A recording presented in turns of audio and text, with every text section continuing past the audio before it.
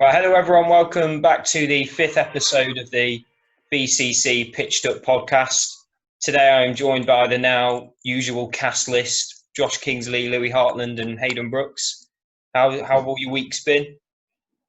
Hot. Yeah, hot. Might be too hot. Yeah, a bit too hot. Lots of cricket, lots of golf, Louis. Yeah, lots of golf, not a lot of cricket.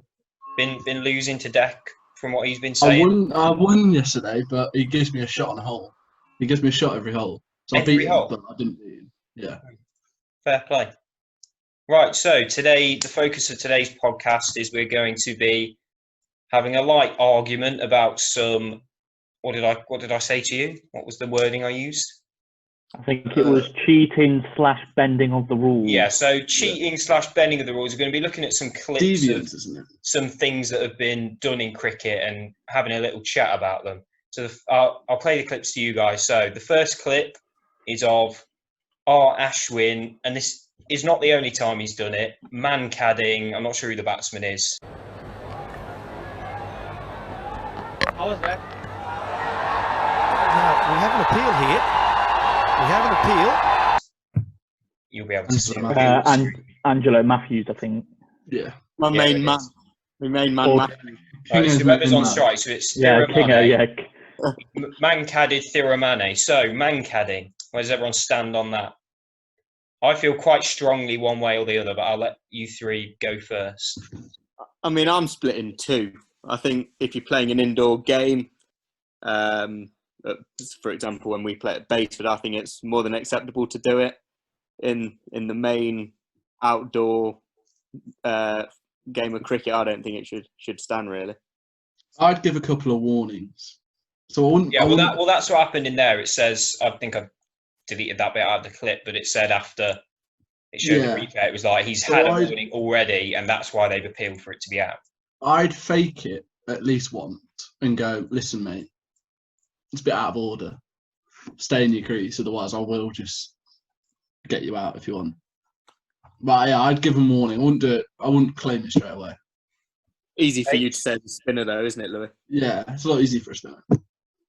I reckon it's more of a broader point in the sense of, obviously, you mentioned that the video was like bending of the rules. Like, so I would like view it as like, is it cheating or is it against the spirit of cricket? I mean, the spirit of cricket is this almost made up idea of what the rules are actually, and it's probably down to each individual to interpret them how they wish. Now, what I would make the argument for with man-cadding, this is about. I mean, with the man-cadding issue is that actually you could argue that somebody is already cheating, i.e. the batsman is gaining yards in the first place. So therefore, I do think the bowler is well within its right. And like I say, with a warning, sort of say, look, don't sort of come out your crease before I've bowled it or whatever the rule is. And then like Louis said, I think once you've given the first warning, I think you're well within your rights to pop the bails off. And the only reason why I think people find it strange, or I think it's even questionable, is that this spirit of the game idea is put it out there that actually shouldn't be done when it's well within the rules to do it. I feel very strongly that it is out in every way, shape and form. I just think, why does the batsman need to leave his crease before the bowler's bowled it? Those are the rules. My problem with it is... I know people don't do it very often, but if you did it every time the batsman leaves the crease, there'd be so many more wickets. People he did it to Butler in the IPL, I think. Yeah. And I think if you looked that at was it, the one that caused controversy. No, yeah. When he did it, if he'd have actually bowled the ball, Butler would have... The only thing, he'd have literally just reached back. But the problem was that he waited after he'd bowled the ball and then took him off. And I remember that one. In my view, I'm thinking that shouldn't be allowed. Because the rule is that once the bowler's released the ball, the batsman can go. If he hasn't released it yet, why is Butler going? Because he's looking at. I've seen that clip, and Butler's just looking straight forward. He's not looking at Matthews. So he assumes the ball's been released, but actually it hasn't. In that instance, I mean, to be fair, I think for batsmen, it's also a subconscious thing of they just leave their ground. I think the batsmen need to wise up to the fact that they can't do it. So, for instance, Butler, in the IPL instance, I think for me that was a bit bang out of order because, again, like Louis said, on the replay, if Ashwin had just bowled it, he would have not been out of his ground, and instead waited. In fact, he faked it that one was a bit different to the one in the clip. Whereas, for instance, I think a 2014-ish, Sananayake from Sri Lanka did it to Butler, and I think that was, looking back on it, I think that's completely fine. So again, you give a couple of warnings, and he was then well out of his ground before he'd even got to the popping crease, and he just went, all right, I'm not going to let you do that, and I'll take the bails off. And I think that's fair play. Some good points made. So we'll have a go round. One word, Mancadding. Is it okay? Yes or no? Kingsley. No. You can't justify your decision. Yes or no? Is it okay? No. Louis. Yes, with warning. So yes is your answer. Hayden. Yes. No, you can't. No, you can't say anything else. Your answer is yes. I'm also going with yes. So our general consensus is that Mancadding is okay. Okay, the second clip. Now this one caused a lot of controversy. Stuart Broad. So I'll put the clip in now. Frustration turned to anger. Oh, he's gone this time. Not the best delivery. And he's still there, Stuart Broad. What's he standing there for? They've all appealed. It looked as if he just nicked it through the keeper. Oh, my goodness me. Speechless. The audacity of him just... So Stuart Broad playing against Australia in, I think, the 2013 Ashes. Edges it, comes off the keeper's gloves, goes to first slip. Umpire doesn't give it and he doesn't walk. So I guess the real question is, should you walk if you know you're out and the umpire hasn't given it? I know what Louis is going to say. Louis is going to say... If I was Broad, it depends on the situation. So, like, if you look at it, it says, I've got it on my thing, and England lead by 232, and there would be 7 down. If I'm Broad, I'm thinking, no, I'm not walking if the umpire's not giving me. However, if you're winning by, if they were in the lead by 500, I'd have walked. Yeah, but surely it's more a moral issue than a basis of the game issue. Either personally, I would never do it. If the umpire hasn't given me out, I don't bat long enough to think, I'll get one next time. There's no right for you to walk. The umpire has to give you out. As far as I'm concerned, the umpire's there for a reason. Yeah. If he hasn't given me out, I'm not going. But I know there's some people who would walk. Yeah, I think it's all, for me, it's all situational based. So if I'm walking out on a Saturday and we're 240 for 4 or for 5, and I've snicked off on 10 and he's not giving it, I'm thinking we've still got 4 wickets, so probably only 5 overs left. There's no point in me having this controversy. I'll just walk. I've seen you be caught behind and not walk. Have you? I think on more than one occasion. Definitely once. Nah. Never snick off. You did. It was against, I don't know who we were playing. Paul had just been given out, caught behind, and he hadn't hit it. Oh, that was the death. Yeah, it was. Which I guess makes it sound a bit bad. But so, Louis, you hit the ball, caught behind, no appeal, didn't walk. Oh, no, you've got to... Also, yeah, there wasn't, to be fair, in that case, there was not even an appeal. Hayden, where do you stand on walking if you're not been given?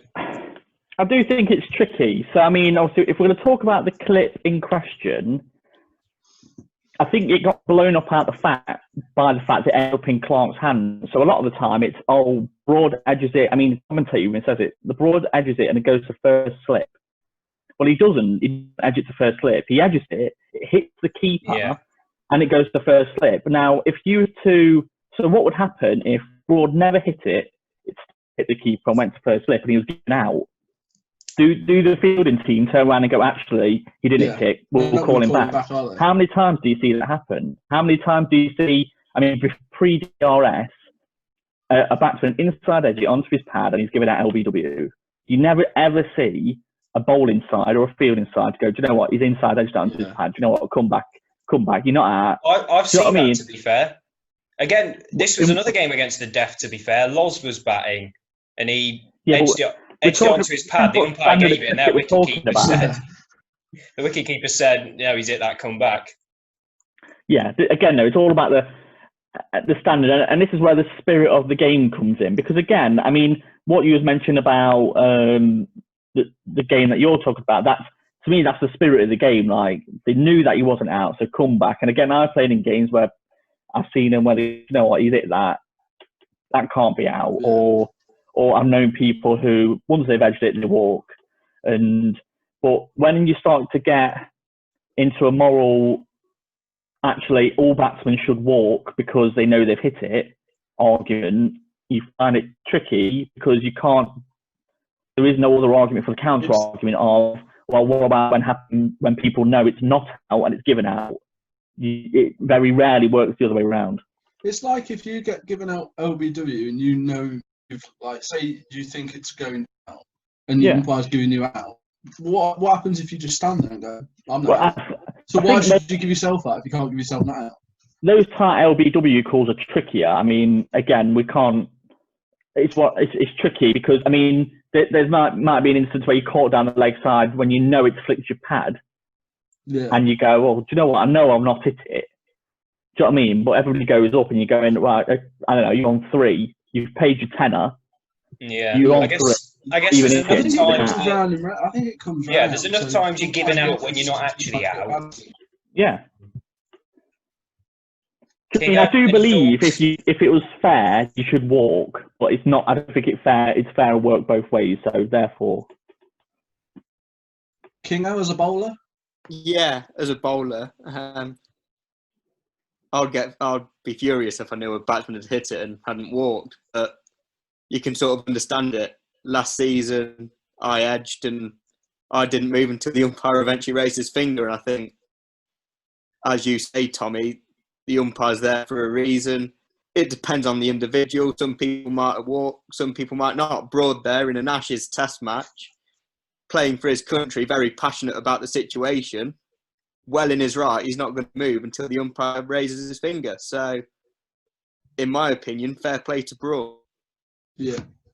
You know what? It all goes around what comes around in the end, because now Broad's a walking wicket now. So, I mean, it's all right staying there for the extra half hour or whatever he did in Ashes.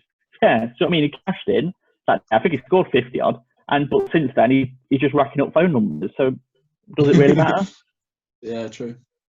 So what's the verdict? Should you walk if you know you're out and the umpire hasn't given it? I'm saying no. No. No. It's a hard question, Louis. Yes or no? We know exactly what you do, Louis. No, but I've had situations like it depends. Depends on how thick a snick it is. I've literally seen with my own eyes you be out, not be given, and not walked. So you've only got one answer. I remember on a Sunday where I snicked off, and I just put my head down and walked off. The umpire didn't even give me out. We had that on a Sunday. You don't mention that. I don't remember it. I just remember the time when you did wrong. Of course you do. So is it a yes or a no, Louis? Bear in mind that if you say yes, you can never nick it and not walk ever again. Call down a fine leg. Nope. The umpire gets paid their 18 quid for a reason or whatever it is. Fair play. So a full house. Okay, moving on to the third clip, which was. I know he's your captain, but you can't seriously like him as a player. You couldn't possibly like him. You got a special guest today. Come on, Monkey. You got a special guest, huh? Have you heard the word temporary captain ever? Hey, Monk, have you heard the word? It's been a toss-up for me between the Royals and the Indians, who I support. Yeah. Rohit hits a 6 here, I'm changing to Mumbai. As you'll see now, it's of Tim Payne giving I don't know who the batsman is, giving one of the Indian batsmen a bit of grief and then returning the favour in when Tim Payne was batting. So sledging, really. Pant, isn't it? Yeah, I think so. So sledging. Keeper in a second. So when is sledging okay? Where's the line drawn? As long as it's not personal, I think. Yeah, I would have said that. Keep it to banter, nothing personal. And it's fine. Yeah. I think. when you start getting into what Dickcock and Warner did, where I think they was just speaking about each other as missuses, I think you start to cross the line. Yeah. So, but what counts as personal? Banter. So Tim Payne says, "Your captain, you can't really like him as a bloke." I assume Cody was the captain. He laughs while he says it, so you know he's not serious. Yeah, and as well, he's not calling him a name. Yeah. He's just saying, look, he's not you can't really like him. He's not just dragging his name through the mud and calling him every name under the sun. Yeah, I mean, you get the classic ones at our level. Send him back for a quack. He's got more blocks than Legoland. That sort of stuff. You're just going through Louis Kingsley's repertoire. I remember your brother Louis, Nathan. This was years ago. A batsman had just hit like 3 boundaries in a row, and Nathan whips out that he's got more blocks than Legoland. Must have been a short boundary. Yeah. I think again we talk about this walking being depending on the individual, and the man-cad situation depends on the individual, and again, this one very much comes down to the individual. If you're batting, you might take things more personally than another batsman. It very much depends. So there's just some common sense with it. If you're playing a Div M game or a Sunday game where there's going to be kids on the other team, you don't, stand there ripping into the kids when they're having a bat. Well, I know I'm coming off my big run up to the kids. I remember when Maley gave some chip to like a 12-year-old. Yeah, I remember that. Their skipper was not happy. Yeah, I've definitely played in games where, like, I think for me the things that can be a bit unnecessary is like the send-offs that you can get. Yeah, Kingsley loves a send-off. Yeah, but what I mean is, like with whatever Kingsley does, I mean, it is a disgrace, but it's a disgrace for a completely different reason. I mean, I've played in games where like they just like volley you and tell you where to go, and you're like, well, I'm not being funny, mate, but you just got me out, like. You know what I mean? Like, you've already won. I feel like the higher you go, the more you get send-offs. Whereas I think in the lower leagues, you're just not going to get send-offs because Yeah, in Div M, the only person giving send-offs is Josh Kingston. Yeah. Like, I've had a couple on a Saturday for the 1s, but I don't think I've ever had one for the 2s. Yeah. I don't think I've ever had a send-off ever. I've had a couple for 1s. I think you often have to be like a batsman that they sort of are intimidated by in some way. Yeah. What are you trying to say? When you're batting at 8 ball, they're not going to give you a send-off. Yeah. Yeah. So yeah, I think it's fine. I think it's fine. Yeah, fine as long as it doesn't cross I think it's fine with limits. There's a line. Sense. I think by the end of that conversation with Pant as well, he ended up going around and babysitting his kids, I think. Yeah, he did. He said something about that. I didn't include that in the thing, but I watched a lot, to be fair. There was one where Nathan Lyon was the batsman and Pant just went, "You really are awful." Straight to the point. But that's fine, because I bet he laughs when he says it. And he's not actually like... There's one as well where I think... When he's batting at 10, he knows he's not good. Yeah. Or wherever he bats. So he's not saying it... Yeah, whereas like, for instance, like a few years ago where I think there was telling Jimmy Anderson, get ready for a broken arm. Like, the guy's at number 11, like... I just think, like, just chill your jets a little bit. Like, you don't need to be threatening people. Like, No. So, I mean, I don't mind if you was to turn around to Jimmy Anderson and go, "Oh, you're rubbish, mate. You're just rubbish, aren't you?" And whatever. Don't start threatening him and literally going out to hurt him. Mitchell Johnson chirping. Johnson's he says, "You're not chirping now, mate. You're not getting any wickets," and then he runs up and bowls the guy at the other end. He just turns around and it's an art, sledging. Some people are great at it. Have you seen that video on YouTube with that bloke whose job is a professional cricket sledger? Oh yeah. It's hilarious. I'll send it to you after this. It's like a comedy sketch, but it's great. Yeah. Some people are good at it. Josh Richardson comes to mind. Great sledger from on the boundary. We don't have many sledgers in the ones, I don't think. No, I don't think we generally have any sledgers in the club, to be honest. We're quite a nice club. Yeah. It doesn't mean you're not a nice bloke. I think a lot of it's down to comedy, especially at the lower level, because you're not actually trying to. I think if you can be funny with it, like for instance, like the Flintoff Tino Best stuff, that is really good. Like, yeah, but yeah. Okay, so I think we're on the boat of sledging is okay within reason. There's limits. There's a line. Definitely. So next one, what was the fourth one? Cameron Bancroft and the Australian ball tampering scandal. TV footage, as you see on the screens, showed teammate Cameron Bancroft taking a yellow object out of his pocket while fielding in the post-lunch session and appearing to rub it on the ball. Now, after being shown on the big screen, Bancroft appeared to hide the object in his underpants. It was later revealed to be a yellow sticky tape used to pick up abrasive dirt from the pitch. Obviously, not okay, against the rules. Mm. Go on, how are you going to justify that, Louis? You're allowed to spit on the ball. I'm not certain that's in the rules. I remember. So why? I don't know. I feel like I read somewhere that that's not okay, but everybody does it, so no one's going to complain about it, are they? Nobody, as well, just to clear up as well, nobody's spitting directly onto the ball. Saliva. Yeah. Like you might lick the finger off. But so yeah, so don't quote me on that, but I'm almost certain that that's.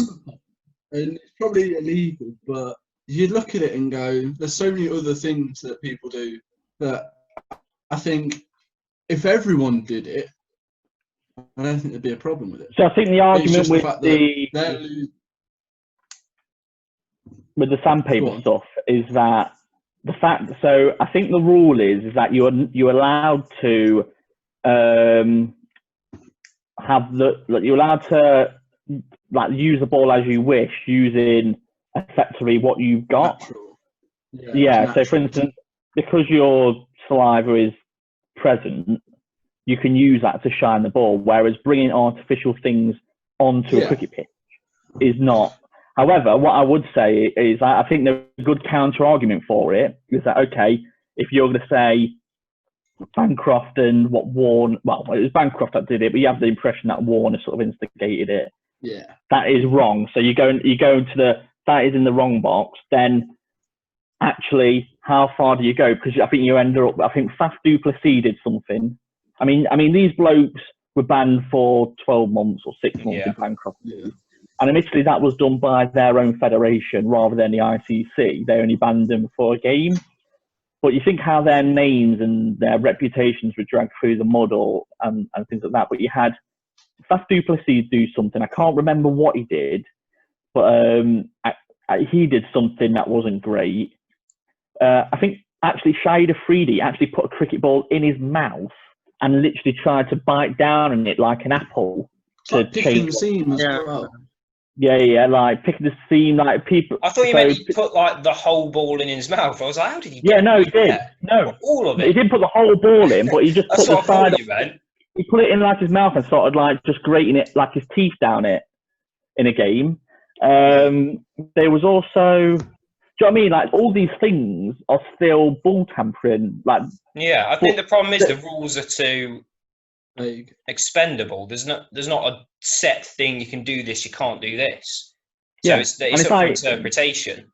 Yeah, of course, and that's what makes it tricky. Yeah, I mean it's definitely not okay, but I mean, are you picking hairs a little bit when you're saying actually, if I was to have a bag of fruit pastels or wine gums before I go out or whatever sweets they are, just so it increases like the amount of saliva that I produce or like the type of saliva that I produce to then shine it with it, then technically you are using an artificial thing to enhance the ability to affect the ball, and as well you end up with the cricketers who.